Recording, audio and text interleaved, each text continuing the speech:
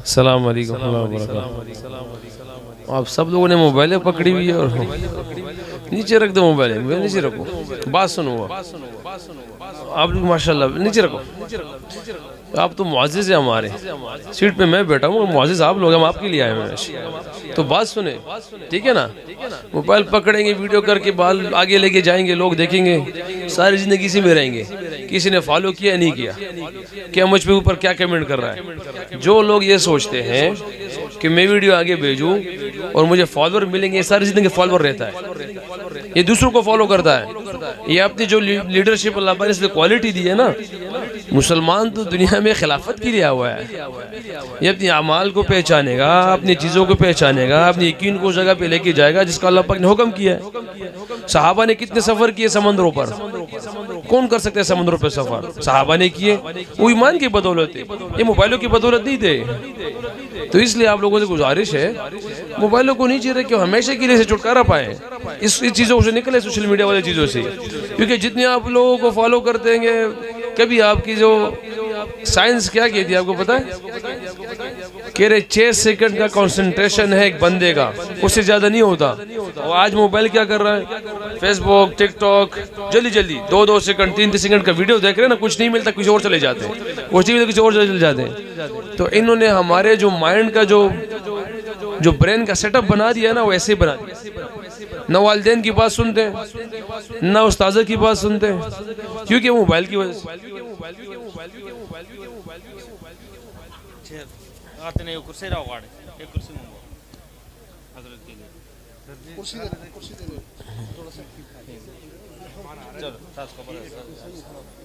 तो आप लोगों से गुजारिश है कि ये मोबाइलों को नीचे रख के ना बात सुन लीजिए गौर से इंशाअल्लाह। और हम इस मुअज़्ज़िज़ीन के लिए आए हुए लोगों के लिए, ये हमारे लिए ख़ास है, क्योंकि दुनिया को देखते जाएंगे ना, तो उसको देखते हुए आजकल जो माशाल्लाह ला कुव्वत, हम मसाजिद वाले लोग कहते हैं कि हम सबसे नीचे हैं, बल्कि ये आंखों का धोखा है। ऐसा मुअज़्ज़िज़ वो जिसके दिल में अल्लाह का कलाम है।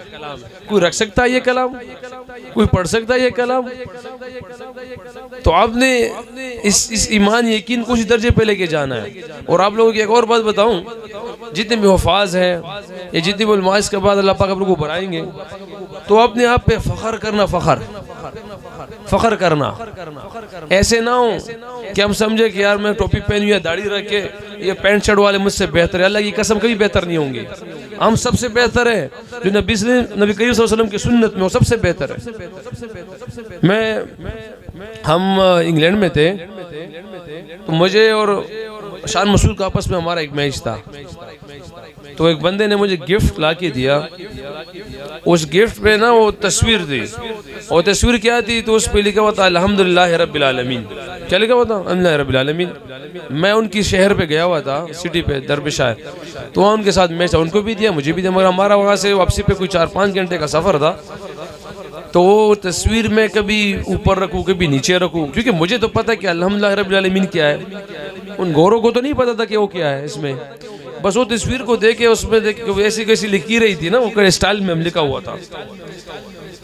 तो उसमें देखे कि ना तो मेरी कोई तस्वीर है, ना कोई वालिदैन की तस्वीर है, ना कोई पाकिस्तान का झंडा है, वो ऐसे ही लिखी रहे, पता नहीं ये क्या। उनके ज़हन में सवाल शुरू हो गए। आखिर में पकड़ के ना मैं ले आया, गाड़ी में रखा। तो जब वो अपनी जगह पे पहुंचे, ससेक्स हमारी वो था, ब्राइटन सिटी थी, तो उन्होंने उठा के उसको ना ऊपर, बैगों के सबसे ऊपर रखा। तो हम अपनी काउंटी में जब इंटर होते थे, जो हमारी इंग्लैंड में, तो उसके जाते ही राइट साइड पे कमरा होता था, उसके सारी दीवारों पे ना तस्वीरें लगी होती थी। वो अजीब व गरीब किस्म की तस्वीरें होती है इंग्लैंड में, सबको अंदाज़ा होना चाहिए इसका। तो जब हम अंदर गए, तो उसने मुझसे पूछा है, कोच ने, क्या रिजवान, ये उसने सुबह बुझा कि आपने ये तस्वीर हम सब ने नोट किया, कभी बैग में रख रहे हो, कभी वो कॉर्नर में रख रहे हो, कभी टेबल के ऊंचे रख रहे हो, कभी कहाँ रख रहे हो, कि इसमें ना आपकी तस्वीर है, ना पाकिस्तान का झंडा है, ना कुछ और चीज़ है। तो मैंने उसको कहा कि ये हमारी कुरान शरीफ का पहले अल्फाज है। तो उसने कहा कि ये क्या है? मैंने कहा हमारे लिए मुअज़्ज़िज़ है। तो उसने फिर तर्जुमा उससे पूछा मुझसे। अब इसलिए मैं आप लोगों को कहता हूँ कि आप लोग कीमती हो, क्योंकि आप लोगों को पता है कि अल्हम्दुलिल्लाह रब्बिल आलमीन अच्छी तरीके से एक्सप्लेन कर पाओगे। अब मैंने जितने भी, अल्लाह माफ़ करे, मुझे पहले इंग्लिश भी ना आए, जितनी मुझे इंग्लिश आती थी उस हिसाब से मैंने उसको समझाया। दूसरे कि मुझे कुरान का पता भी नहीं था तफुल, तो मैंने फिर भी अल्हम्दुलिल्लाह रब्बिल आलमीन की तशरीह की उसको कि पहले अल्फाज ये है कि सब्र शुक्र के साथ अल्लाह की तारीफ बयान की। तो वो सारी बातें सुन के अच्छी तरीके से नेक्स्ट डे में जब आया, नेक्स्ट डे, तो आप यकीन करें कि वो सारी तस्वीरें उस दीवार से उतार के उस पर सिर्फ अल्हम्दुलिल्लाह रब्बिल आलमीन की तस्वीर लगी हुई थी।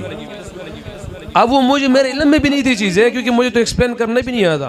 अब आप जैसे मुअज़्ज़िज़ जो कुरान को पढ़े हुए, जो सीनों में लेके चलें, जो उस पर 8-8, 10-10 साल, 12-12 साल लगा के आए होते हैं, और वो भी किसी को एक्सप्लेन कर दें कि हमारे कुरान में अल्लाह की बातें ये हैं, तो उसको खुद एहसास, खुद फीलिंग होना चाहिए हम सबको कि उसका ईमान कैसे बढ़ेगा, उसके सामने इस्लाम कैसे आएगा। हालांकि यहाँ पे एक तन ने मुझसे सवाल भी किया जब मैं इंग्लिश में बता रहा था, तो उसने मुझे कहा कि ये जितनी बातें आपने बताई, हम तो मुसलमान को दहशतगर्द समझते हैं। उसने ये कहा कि हमारे नज़दीक ये तो दहशतगर्द है। कह रहे आपने ये बातें कहाँ से बताई? मैंने कहा ये कुरान में, ये सारी बातें कुरान में। फिर उसने कुरान मांगा, फिर उसको मैंने कुरान गिफ्ट किया, पाकिस्तान से कुरान लेके गिफ्ट किया, यहाँ से TCS करवा के उसको वहाँ पे कुरान पढ़वाया। नाम नहीं लूँगा क्योंकि मुझे अच्छी तरह याद है जब उसने उसको कुरान गिफ्ट कहा, उसने कहा मुझे कुरान, फिर ये मुझे उसने कहा कि ये किताब मुझे भी दे दो, तो उसको मैंने किताब मंगवाया। तो जब मैं हम पवेलियन में होते हैं तो एक है दरवाज़ा होता है, इससे अंदर बहुत से लोग नहीं आ सकते। तो एक दिन मैं जब बाहर निकला तो मैच ख़त्म हो गया था, तो उसके हाथ में शराब था, ये शराब की बोतल थी। तो उसने कहा कि मेरा गिफ्ट, वो अभी तक आया नहीं था, तो हाथ में शराब थी। तो मैंने ऐसे सर नीचे कि मैं कहने वाला था कि अभी आया नहीं है, तो उसने फ़ौरन शराब की तरफ देखे कहा कि सॉरी सॉरी, कह रहे वो ऐसे ही भागी। तो ऐसे ही भागे, तो कल फिर वो कुछ दिनों बाद कुरान आ गया। तो मैं जब मैंने देखा कि वो मैच ख़त्म हुआ, तो हम वापस ऊपर पवेलियन में सारे इकट्ठे हो गए। तो मैं अंदर गया अपने रूम में, अपने बैग में ना कुरान निकाल के ना आया हूँ। तो आया हूँ तो मैंने देखा वो नहीं था। जब चला गया था तो मैं वापस कुरान बैग में डाल के ना मैं नीचे कोई तकरीबन 4 मिनट की वॉक थी जहाँ मेरी गाड़ी जो है ना खड़ी थी। तो क्योंकि उस हर वहाँ पे है ना इंग्लैंड में मैच के बाद थोड़ा सा बियर शेयर शराब का माहौल चलता है वहाँ पे। तो जब मैंने बैग में कुरान डाला और वापस अपनी गाड़ी की तरफ गया, हालांकि वो कोचेस में था, स्टाफ के कोचेस में, वहाँ भी बहुत मुअज़्ज़िज़ है, मगर आप लोगों ने कैमरे लगाए हुए, नाम नहीं ले सकता। तो बहरहाल वो जब मैं गाड़ी पे पहुंचा तो गाड़ी के सामने खड़ी थी और उसने मुझे कहा कि मैं मानता हूँ कि इस कुरान के लिए वो जगह मुनासिब नहीं है, ये बहुत मुअज़्ज़िज़ कुरान है। तो पता उनको भी है, पता पूरी कायनात को है कि इसमें जो कुछ है वो सच है। और अल्लाह पाक ने अल्लाह जल्ल के फल से अल्लाह पाक ने ये जो भी आज पढ़ रहे हैं अल्हम्दुलिल्लाह, ये जिसको भी अल्लाह पाक ने कुरान पढ़ाया हुआ है, ये जिसके आज के उलमा है या फाज है, मुफ्ती साहिबान, शेखुल हदीस है, ये अल्लाह पाक की नेमत है कि आज ये लोग जिंदा है अल्हम्दुलिल्लाह, हमें सिखा रहे हैं, हमारी रहनुमाई फरमा रहे हैं और हमें हमारी ज़िंदगी आसान कर रहे हैं। तो आप सब लोगों को इस चीज़ पे एक तो आप लोगों को मुबारकबाद और दूसरे पे फ़ख्र करना चाहिए कि हम नबी करीम सल्लल्लाहु अलैहि वसल्लम की उम्मती है और इस पे फ़ख्र करना चाहिए। और इसमें जो कुछ है ना आज से उसकी नियत करनी चाहिए। सबसे गुजारिश है कि इसमें सबकी नियत करनी चाहिए कि जो अल्फाज इसके अंदर है उसके नीचे ज़िंदगी भी गुजारेंगे इंशाअल्लाह।